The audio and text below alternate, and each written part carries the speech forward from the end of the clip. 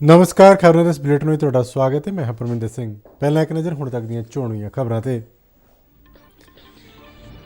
प्रधानमंत्री नरेंद्र मोदी ने कहा है कि कोरोना महामारी की वजह नाल विश्व के ऊर्जा खेत्र में व्यापक बदलाव दिखाई दे रहा है और इस नाल भारतीय ऊर्जा खेत्र में विकास उद्यमिता और रोजगार के व्यापक मौके पैदा होणगे। गांधीनगर में पंडित दीन दयाल पैट्रोलीयम यूनीवर्सिटी के 8वें कन्वोकेशन समागम को वीडियो कॉन्फ्रेंसिंग राही संबोधन करदਿਆਂ प्रधानमंत्री ने कहा कि भारत अपने कार्बन फुटप्रिंट में 30 ਤੋਂ 35% कमी करने के टीचे नाल अगे वध रहा है। भारत ने जम्मू कश्मीर में जैश ए मुहम्मद वालों अतवादी हमले की योजना बनाने के मामले में पाकिस्तान को सख्त विरोध दर्ज करवाया।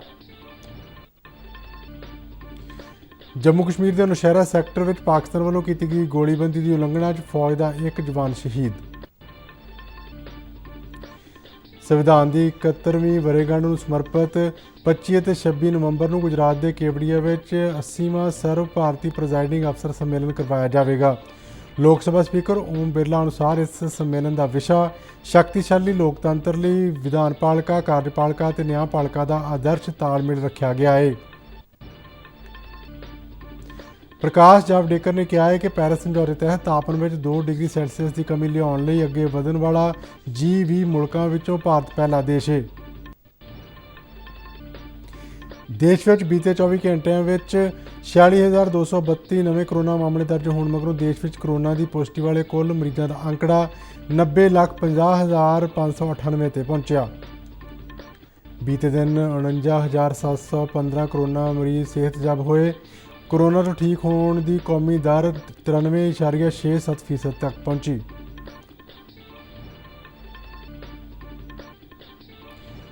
मुख्यमंत्री कैप्टन अमरिंदर सिंह ने दिल्ली सरकार को कोरोना नाल नजिठण लई मदद की पेशकश की। मुख्यमंत्री ने सूबे में 107 सेहत और वैलनैस सेंटरों का किया उद्घाटन। कैप्टन अमरिंदर सिंह वालों सूबे को सेहत संभाल में नंबर 1 सूबा बनाने लई लोगों को सहयोग देने की की अपील। मुख्यमंत्री ने लोगों को भीड़ भड़के वाली थावां तो जाण तो गुरेज करन ते वड्डे इकट्ठ जां समाजिक समागम ना करने की की अपील। ते हुण खबरां विस्तार नाल। प्रधानमंत्री नरेंद्र मोदी ने कहा है कि कोरोना महामारी की वजह नाल विश्व के ऊर्जा खेत्र में व्यापक बदलाव दिखाई दे रहा है तो इस नाल भारतीय ऊर्जा खेत्र में विकास उद्यमिता और रोजगार के व्यापक मौके पैदा होणगे। अज गांधीनगर में पंडित दीन दयाल पैट्रोलीयम यूनीवर्सिटी के 8वें कन्वोकेशन समागम को वीडियो कॉन्फ्रेंसिंग राही संबोधन करदे उन्होंने कहा कि भारत अपने कार्बन फुटप्रिंट में 30 ਤੋਂ 35% कमी करने के टीचे नाल अगे वध रहा है। प्रधानमंत्री ने कहा कि भारत कुदरती गैस की वरतों में 4 गुणा वाधा करने की कोशिश भी कर रहा है तां जो देश की ऊर्जा की लोड़ पूरी की जा सके। उन्होंने कहा कि कोरोना काल में डिग्री हासिल करना नौजवान विद्यार्थियों लिए बहुत वड्डी चुनौती है पर साडे विद्यार्थियों की काबलियत और योग्यता इस विश्व चुनौती तो किते वड्डी है। उन्होंने विद्यार्थियों को अपील की कि वह अपनी जिम्मेवारी की भावना को नवे मौके में बदलन। नरेंद्र मोदी ने कहा कि दुनिया को भारत तो वड्डियां उम्मीदां ने तो ये साडे नौजवान विद्यार्थियों नाल जुड़ियां ने। उन्होंने कहा कि असीं सिर्फ अगे ही नहीं वधना सगों सब तो अगे तो सब तो तेज रहना है। जो इस यूनिवर्सिटी में सीखा है उसके लिए और शुभकामनाएं। नेशन बिल्डिंग के जिस बड़े लक्ष्य को लेकर आज आप यहां से प्रस्थान कर रहे हैं उस नई मंजिल के लिए नए सफर के लिए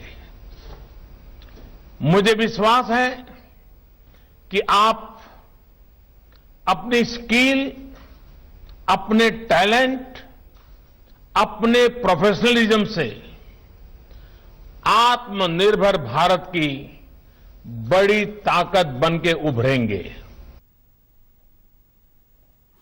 गांधीनगर की पंडित दीन दयाल पैट्रोलीयम यूनीवर्सिटी के नाल अपने 1.5 दहाके की सांझ का जिक्र करते प्रधानमंत्री ने कहा कि गुजरात सरकार तो इस यूनीवर्सिटी का दायरा वधा के ਪੈਟਰੋਲੀਅਮ ਦੇ ਨਾਲ ਸਮੁੱਚੇ ਊਰਜਾ ਖੇਤਰ ਨੂੰ ਇਸ ਵਿੱਚ ਸ਼ਾਮਲ ਕਰਨ ਲਈ ਕਿਹਾ ਗਿਆ ਹੈ। ਉਹਨਾਂ ਲੋੜ ਪੈਣ ਤੇ ਇਸ ਵਾਸਤੇ ਕਾਨੂੰਨ ਵਿੱਚ ਬਦਲਾਅ ਕਰਨ ਦਾ ਵੀ ਸੁਝਾਅ ਦਿੱਤਾ। ਇਸ ਤੋਂ ਪਹਿਲਾਂ ਪ੍ਰਧਾਨ ਮੰਤਰੀ ਨੇ 5 ਆਧੁਨਿਕ ਸੁਵਿਧਾਵਾਂ ਦੇ ਵੀ ਵੀਡੀਓ ਕਾਨਫਰੰਸਿੰਗ ਰਾਹੀਂ ਉਦਘਾਟਨ ਕੀਤਾ।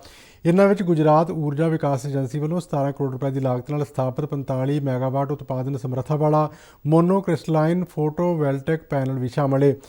ਪ੍ਰਧਾਨ ਮੰਤਰੀ ਨੇ ਯੂਨੀਵਰਸਿਟੀ ਦੇ 22 ਕਰੋੜ ਰੁਪਏ ਦੀ ਲਾਗਤ ਵਾਲਾ ਟੈਕਨੋਲੋਜੀ ਕਾਰੋਬਾਰੀ ਇਨਕੂਬੇਟਰ ਦੀ ਵੀ ਸ਼ੁਰੂਆਤ ਕੀਤੀ। ਭਾਰਤ ਨੇ ਜੰਮੂ ਕਸ਼ਮੀਰ ਵਿੱਚ ਜੈਸ਼-ਏ ਮੁਹੰਮਦ ਵੱਲੋਂ ਅੱਤਵਾਦੀ ਹਮਲੇ ਦੀ ਯੋਜਨਾ ਬਣਾਉਣ ਦੇ ਮਾਮਲੇ ਵਿੱਚ ਪਾਕਿਸਤਾਨ ਕੋਲ ਸਖਤ ਵਿਰੋਧ ਦਰਜ ਕਰਵਾਇਆ ਹੈ। ਵਿਦੇਸ਼ ਮੰਤਰਾਲੇ ਨੇ ਇਸ ਸੰਬੰਧ ਵਿੱਚ ਨਵੀਂ ਦਿੱਲੀ ਵਿੱਚ ਪਾਕਿਸਤਾਨੀ ਹਾਈ ਕਮਿਸ਼ਨ ਦੇ ਕਾਰਜਕਾਰੀ ਰਾਜਦੂਤ ਨੂੰ ਤਲਬ ਕੀਤਾ।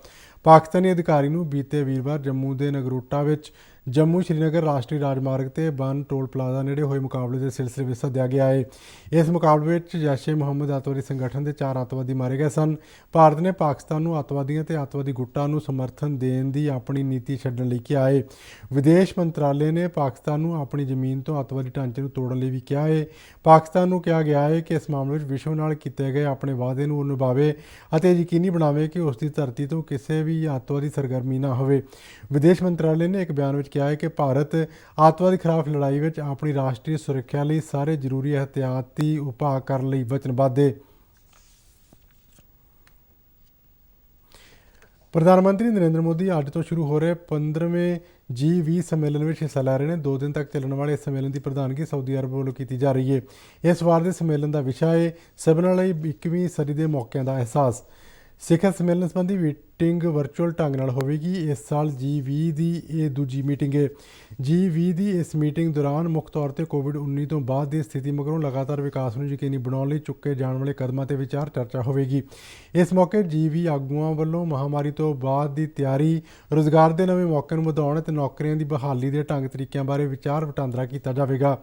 ਪ੍ਰਧਾਨ ਮੰਤਰੀ ਨਰਿੰਦਰ ਮੋਦੀ ਅਤੇ ਸਾਊਦੀ ਅਰਬ ਦੇ ਰਾਜਕੁਮਾਰ ਵਿਚਾਲੇ ਹੋਈ ਟੈਲੀਫੋਨ ਤੇ ਗੱਲਬਾਤ ਮਗਰੋਂ ਇਸ ਸਾਲ ਮਾਰਚ ਦੇ ਅਖੀਰ ਵਿੱਚ G20 ਦਾ ਵਿਸ਼ੇਸ਼ ਲੀਡਰ ਸੰਮੇਲਨ ਕਰਵਾਇਆ ਗਿਆ ਸੀ, ਜਿਸ ਵਿੱਚ ਆਗੂਆਂ ਵਿਚਾਲੇ ਬਣੀ ਸਹਿਮਤੀ ਦੇ ਚੱਲਦਿਆਂ G20 ਦੇਸ਼ਾਂ 'ਚ ਸਮੇਂ ਸਿਰ ਲੋੜੀਂਦੇ ਕਦਮ ਚੁੱਕਣ ਨਾਲ ਕੋਵਿਡ-19 ਮਹਾਮਾਰੀ ਨੂੰ ਫੈਲਣ ਤੋਂ ਰੋਕਣ ਵਿੱਚ ਸਹਾਇਤਾ ਮਿਲੀ।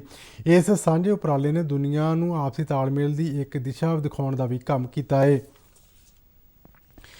ਜੰਮੂ ਕਸ਼ਮੀਰ ਦੇ ਰਜੌਰੀ ਜ਼ਿਲ੍ਹੇ ਵਿੱਚ ਪੈਂਦੇ ਨੌਸ਼ਹਿਰਾ ਸੈਕਟਰ ਵਿੱਚ ਪਾਕਿਸਤਾਨ ਨੇ ਇੱਕ ਵਾਰ ਫਿਰ ਗੋਲੀਬੰਦੀ ਦੀ ਉਲੰਘਣਾ ਕੀਤੀ ਹੈ। ਬਿਨਾਂ ਕਿਸੇ ਭੜਕਾਹਟ ਤੇ ਪਾਕਿਸਤਾਨ ਵੱਲੋਂ ਕੀਤੀ ਗਈ ਇਸ ਗੋਲੀਬਾਰੀ ਵਿੱਚ ਫੌਜ ਦਾ ਇੱਕ ਜਵਾਨ ਸ਼ਹੀਦ ਹੋ ਗਿਆ ਹੈ।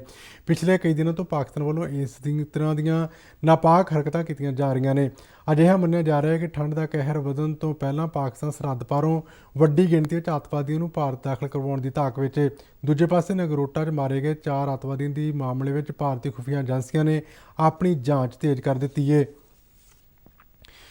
26 ਨਵੰਬਰ ਨੂੰ ਸੰਵਿਧਾਨ ਦਿਵਸ ਦੀ 71ਵੀਂ ਵਰ੍ਹੇਗੰਢ ਹੈ ਤੇ ਇਸ ਸਾਲ ਭਾਰਤ ਸਰਵ ਭਾਰਤੀ ਪ੍ਰੈਜ਼ਾਈਡਿੰਗ ਅਫਸਰ ਸੰਮੇਲਨ ਦਾ ਸ਼ਤਾਬਦੀ ਵਰ੍ਹਾ ਵੀ ਮਨਾ ਰਿਹਾ ਹੈ।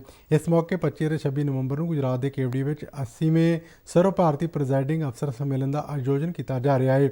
ਲੋਕ ਸਭਾ ਸਪੀਕਰ ਓਮ ਬਿਰਲਾ ਨੇ ਅੱਜ ਨਵੀਂ ਦਿੱਲੀ ਵਿੱਚ ਪ੍ਰੈਸ ਕਾਨਫਰੰਸ ਦੌਰਾਨ ਦੱਸਿਆ ਕਿ ਇਸ ਸੰਮੇਲਨ ਦਾ ਵਿਸ਼ਾ ਸ਼ਕਤੀਸ਼ਾਲੀ ਲੋਕਤੰਤਰ ਲਈ ਵਿਧਾਨਪਾਲਿਕਾ, ਕਾਰਜਪਾਲਿਕਾ ਅਤੇ ਨਿਆਂਪਾਲਿਕਾ ਦਾ ਆਦਰਸ਼ ਤਾਲਮੇਲ ਹੈ। ਉਨ੍ਹਾਂ ਕਿਹਾ ਕਿ ਸਾਂਝੇ ਤੌਰ ਤੇ ਸਾਡੀ ਕੋਸ਼ਿਸ਼ ਹੈ ਕਿ ਸੰਵਿਧਾਨਕ ਸੰਤੁਲਨ ਬਣਿਆ ਰਹੇ। ਉਨ੍ਹਾਂ ਕਿਹਾ ਕਿ ਇਹ ਸੰਤੁਲਨ ਹੀ ਸਰਕਾਰ ਦੇ ਵੱਖ-ਵੱਖ ਅੰਗਾਂ ਵਿਚਾਲੇ ਸਹਿਹੋਂਦ ਅਤੇ ਦੇਸ਼ ਵਿੱਚ ਲੋਕਤੰਤਰ ਦੇ ਨਿਰੰਤਰ ਵਿਕਾਸ ਲਈ ਜ਼ਰੂਰੀ ਹੈ। ਓਮ ਬਿਰਲਾ ਨੇ ਦੱਸਿਆ ਕਿ ਇਸ ਸੰਮੇਲਨ ਦਾ ਉਦਘਾਟਨ ਰਾਸ਼ਟਰਪਤੀ ਰਾਮਨਾਥ ਕੋਵਿੰਦ ਵੱਲੋਂ 25 ਨਵੰਬਰ ਨੂੰ ਕੀਤਾ ਜਾਵੇਗਾ। ਸੰਮੇਲਨ ਵਿੱਚ ਉਪ ਰਾਸ਼ਟਰਪਤੀ, ਗੁਜਰਾਤ ਦੇ ਰਾਜਪਾਲ ਅਤੇ ਮੁੱਖ ਮੰਤਰੀ ਸਮੇਤ ਦੇਸ਼ ਦੀਆਂ ਵੱਖ-ਵੱਖ ਵਿਧਾਨ ਸਭਾਵਾਂ ਅਤੇ ਵਿਧਾਨ ਪਰਿਸ਼ਦਾਂ ਦੇ ਪ੍ਰੈਜ਼ਾਈਡਿੰਗ ਅਫਸਰ ਮੌਜੂਦ ਰਹਿਣਗੇ। उनका विषय हमने सशक्त लोकतंत्र हेतु विधायिकी का, कार्यपालिका, न्यायपालिका का आदर्श समन्वय रखा है, क्योंकि संविधान में तीनों का अलग अलग कार्यक्षेत्र है और तीनों, चाहे कार्यपालिका हो, न्यायपालिका हो, विधायिकी का हो, सब एक दूसरे के पूरक के रूप में काम करते हैं। ਕੇਂਦਰੀ ਵਾਤਾਵਰਣ, ਜੰਗਲਾਤ ਅਤੇ ਪੌਣ ਪਾਣੀ ਤਬਦੀਲੀ ਬਾਰੇ ਮੰਤਰੀ ਪ੍ਰਕਾਸ਼ ਜਾਵੜੇਕਰ ਨੇ ਕਿਹਾ ਹੈ ਕਿ ਭਾਰਤ G20 ਮੁਲਕਾਂ ਵਿੱਚੋਂ ਅਜਿਹਾ ਪਹਿਲਾ ਦੇਸ਼ ਹੈ ਜੋ ਪੈਰਿਸ ਸਮਝੌਤੇ ਤਹਿਤ ਤਾਪਮਾਨ ਵਿੱਚ 2 ਡਿਗਰੀ ਸੈਲਸੀਅਸ ਦੀ ਕਮੀ ਲਿਆਉਣ ਦਾ ਟੀਚਾ ਹਾਸਲ ਕਰਨ ਦੀ ਦਿਸ਼ਾ ਵੱਲ ਅੱਗੇ ਵਧ ਰਿਹਾ ਹੈ। ਇੱਕ ਟਵੀਟ ਸੁਨੇਹੇ ਵਿੱਚ ਜਾਵੜੇਕਰ ਨੇ ਕਿਹਾ ਹੈ ਕਿ ਭਾਰਤ ਨੇ ਜੋ ਵਾਅਦਾ ਕੀਤਾ ਸੀ ਉਸ ਨੂੰ ਪੂਰਾ ਕਰਨ ਦੀ ਕੋਸ਼ਿਸ਼ ਕੀਤੀ ਜਾ ਰਹੀ ਹੈ। ਉਨ੍ਹਾਂ ਕਿਹਾ ਕਿ ਇਸ ਟੀਚੇ ਦਾ ਉਦੇਸ਼ ਇਹ ਯਕੀਨੀ ਬਣਾਉਣਾ ਹੈ ਕਿ ਸਾਲ 2100 ਤੱਕ ਭਾਰਤ ਦੇ ਤਾਪਮਾਨ ਨੂੰ ਸੰਤਰੀਕਰਨ ਤੋਂ ਪਹਿਲਾਂ ਦੇ ਤਾਪਮਾਨ ਦੇ ਮੁਕਾਬਲੇ 2 ਡਿਗਰੀ ਸੈਲਸੀਅਸ ਤੋਂ ਵੱਧ ਵਧਣ ਨਾ ਦਿੱਤਾ ਜਾਵੇ। ਭਾਰਤ ਵਿੱਚ ਬੀਤੇ 24 ਘੰਟੇ ਵਿੱਚ 46,232 ਨਵੇਂ ਕਰੋਨਾ ਮਾਮਲੇ ਦਰਜ ਹੋਣ ਮਗਰੋਂ ਦੇਸ਼ ਵਿੱਚ ਕਰੋਨਾ ਦੀ ਪੁਸ਼ਟੀ ਵਾਲੇ ਕੁੱਲ ਮਰੀਜ਼ਾਂ ਦਾ ਅੰਕੜਾ 90,50,598 ਤੇ ਪਹੁੰਚ ਗਿਆ ਹੈ। ਬੀਤੇ ਦਿਨ 564 ਕਰੋਨਾ ਮਰੀਜ਼ਾਂ ਦੀਆਂ ਮੌਤਾਂ ਹੋਈਆਂ। ਹੁਣ ਤੱਕ ਕਰੋਨਾ ਮਹਾਮਾਰੀ ਨੇ ਦੇਸ਼ ਵਿੱਚ 1,32,726 ਜਾਨਾਂ ਲਈਆਂ ਨੇ। ਕੇਂਦਰੀ ਸਿਹਤ ਮੰਤਰਾਲੇ ਦੇ ਅੰਕੜਿਆਂ ਅਨੁਸਾਰ ਮੌਜੂਦਾ ਸਮੇਂ ਦੇਸ਼ ਵਿੱਚ ਐਕਟਿਵ ਕਰੋਨਾ ਮਰੀਜ਼ਾਂ ਦੀ ਸੰਖਿਆ 4,39,747 ਹੈ। ਕੁੱਲ 84,78,124 ਕੋਰੋਨਾ ਮਰੀਜ਼ ਸਿਹਤਯਾਬ ਹੋਏ ਨੇ। ਬੀਤੇ ਦਿਨ 49,715 ਕੋਰੋਨਾ ਮਰੀਜ਼ ਸਿਹਤਯਾਬ ਹੋਏ ਨੇ, ਜਿਸ ਨਾਲ ਕੋਰੋਨਾ ਤੋਂ ਠੀਕ ਹੋਣ ਦੀ ਕੌਮੀ ਦਰ 93.67% ਤੱਕ ਪਹੁੰਚ ਗਈ ਹੈ। ਪੰਜਾਬ ਦੇ ਮੁੱਖ ਮੰਤਰੀ ਕੈਪਟਨ ਅਮਰਿੰਦਰ ਸਿੰਘ ਨੇ ਕੌਮੀ ਰਾਜਧਾਨੀ ਦਿੱਲੀ ਵਿੱਚ ਕੋਰੋਨਾ ਦੇ ਲਗਾਤਾਰ ਵਧ ਰਹੇ ਮਾਮਲਿਆਂ ਦੇ ਮੱਦੇਨਜ਼ਰ ਦਿੱਲੀ ਸਰਕਾਰ ਨੂੰ ਇਸ ਨਾਲ ਨਜਿੱਠਣ ਲਈ ਮਦਦ ਦੀ ਪੇਸ਼ਕਸ਼ ਕੀਤੀ ਹੈ। ਅੱਜ ਸੂਬੇ ਵਿੱਚ ਵਰਚੁਅਲ ਮਾਧਿਅਮ ਰਾਹੀਂ 107 ਸਿਹਤ ਅਤੇ ਵੈਲਨੈਸ ਸੈਂਟਰਾਂ ਦੇ ਉਦਘਾਟਨ ਮੌਕੇ ਮੁੱਖ ਮੰਤਰੀ ਨੇ ਭਰੋਸਾ ਦਿੱਤਾ ਕਿ ਉਹਨਾਂ ਦੀ ਸਰਕਾਰ ਸੂਬੇ ਵਿੱਚ ਕੋਰੋਨਾ ਮਹਾਮਾਰੀ ਦੀ ਸੰਭਾਵਿਤ ਦੂਜੀ ਲਹਿਰ ਨਾਲ ਨਜਿੱਠਣ ਲਈ ਪੂਰੀ ਤਰ੍ਹਾਂ ਤਿਆਰ ਹੈ। ਮੁੱਖ ਮੰਤਰੀ ਨੇ ਪੰਜਾਬ ਵਿੱਚ ਕੋਰੋਨਾ ਮਹਾਮਾਰੀ ਵਿਰੁੱਧ ਲੜਾਈ ਵਿੱਚ ਵਧੀਆ ਕੰਮ ਕਰਨ ਵਾਲੇ ਅਧਿਕਾਰੀਆਂ, ਮੁਲਾਜ਼ਮਾਂ ਤੇ ਡਾਕਟਰਾਂ ਤੇ ਸਿਹਤ ਕਾਮਿਆਂ ਦੀ ਭਰਪੂਰ ਪ੍ਰਸ਼ੰਸਾ ਕੀਤੀ। ਮੁੱਖ ਮੰਤਰੀ ਨੇ ਕਿਹਾ ਕਿ ਇਹ ਕਿਸੇ ਨੂੰ ਨਹੀਂ ਪਤਾ ਕਿ ਪੰਜਾਬ ਵਿੱਚ ਕੋਰੋਨਾ ਦੀ ਦੂਜੀ ਲਹਿਰ ਕਦੋਂ ਆਵੇਗੀ, ਪਰ ਦਿੱਲੀ, NCR ਅਤੇ ਹੋਰ ਸੂਬਿਆਂ ਤੇ ਖੇਤਰਾਂ ਦਾ ਤਜਰਬਾ ਦੱਸਦਾ ਹੈ ਕਿ ਦੂਜੀ ਲਹਿਰ ਆਵੇਗੀ।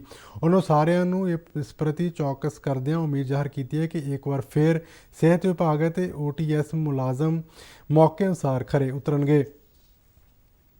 लेकिन ये हर एक मौके नहीं कम इसका मैं अगे जाना जैसे मैं कहा कि सानू नहीं पता कि किन्ने